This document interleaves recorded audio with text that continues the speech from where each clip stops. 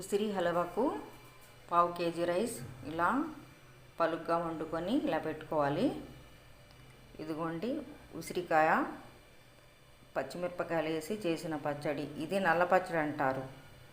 ఇదిగోండి పోపు దినుసులు, ఒక టీ గ్లాస్ ఆయిలు. మనం పిల్లలు పులిహోర తినాలంటే చింతపండు నిమ్మకాయ పులిహోర ఇలాంటివి చేసుకుంటాం కదా. ఉసిరి పులిహోర అయితే ఇలా కలిపి పెడితే పిల్లలు తింటారు. అదే ఉసిరికాయ ఈ పచ్చడి కలిపి అన్నం పెడితే పిల్లలు తినరు. అందుకని ఉసిరికాయ పులిహోర రూపంలో పిల్లలకి కలిపి పెట్టుకోండి.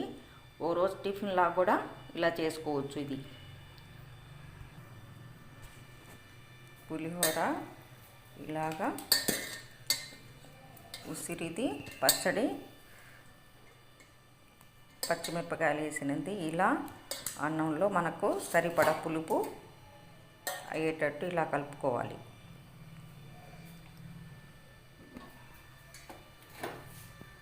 ఇదిగోండి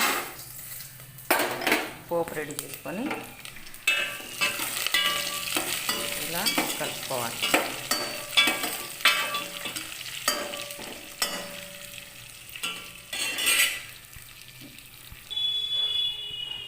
ఇదిగోండి ఇలా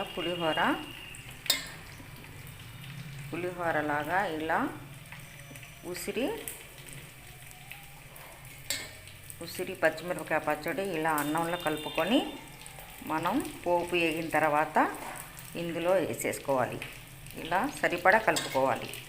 అన్నంలో కూడా కొద్దిగా ఉప్పు వేసి ఉంచుకోవాలి, కొద్ది పలుగ్గా. అప్పుడు మనకు పులిహోరలాగా పొడి పొడిగా ఉంటుంది. ఇలా పోపు వేగిన తర్వాత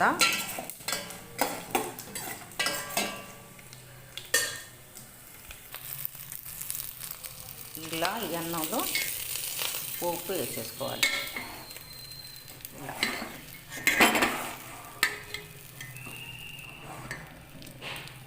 ఇలా కలుపుకోవాలి. కొద్దిగా పసుపు కూడా యాడ్ చేసుకోవాలి. ఎందుకంటే పులిహోర అంటే కొద్దిగా పచ్చగా ఉండాలి కాబట్టి మనం పసుపు కూడా కొద్దిగా వేసుకోవాలి. ఇలా మీ పిల్లలకి చేసి పెట్టండి. విడిగా తినమంటే ఆ పచ్చడి పిల్లలు తినడానికి అస్సలు ఇష్టపడరు. కానీ ఇలా ఉసిరి పులిహోరలా చేసి పెడితే ఓరో టిఫిన్ లాగా పిల్లలు తింటారు. మీరు ఒకసారి ప్రయత్నం చేయండి. తింటారో లేదో. అందరు తినొచ్చు, కుటుంబ సభ్యులు మొత్తం పిల్లలకి పెట్టవచ్చు. ముఖ్యంగా పిల్లలకు పెట్టాలి, అప్పుడు బాగుంటుంది. ఇది ఉసిరి పులిహోర అంటారు దీనికి. ఆ తర్వాత ఇలా కొత్తిమీర కూడా వేసుకోవాలి. కొత్తిమీర వేసుకుంటే పులిహోరలో బాగుంటుంది. ఇలా పచ్చి కొత్తిమీర తిన్నా కూడా చాలా మంచిది. ఇదిగోండి ఫ్రెండ్స్, ఇదిగోండి ఉసిరి నల్ల పచ్చడి పులిహోర ఇలా తయారు చేసుకోండి. మీకు ఇష్టమైతే ఒక చిన్న లైక్ చేయండి.